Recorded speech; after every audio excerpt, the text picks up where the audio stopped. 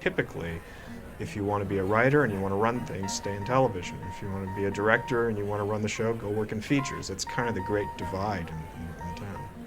Screenwriting has not had a hand in hurting or dissolving any of my personal relationships per se, but success at screenwriting does, because I think success always will.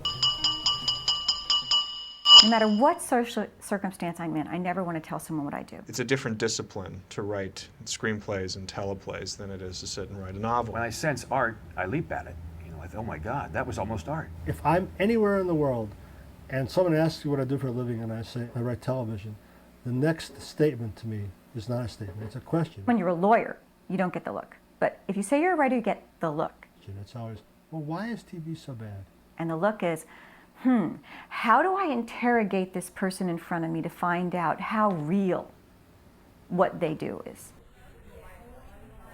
You don't discuss screenplays with your significant others. You go to therapy and you discuss your screenplays with them. Every time I finish a script, I think it's the last script I'll ever write.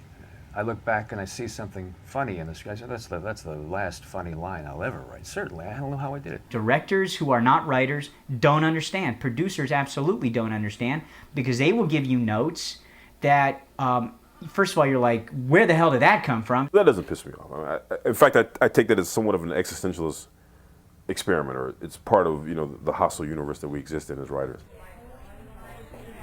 Captain Kirk, to me, was my childhood hero in a very no kidding around sense. I have a producer telling me, you might not get as much money and you're going to have, this thing's 111 pages, it needs to be 100.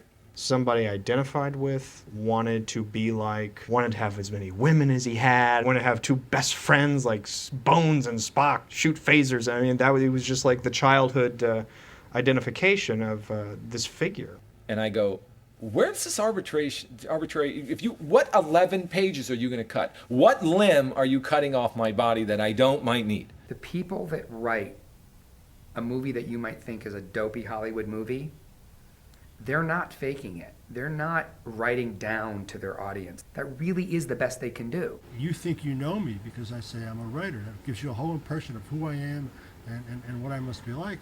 But that's not who I am at all. And I killed him.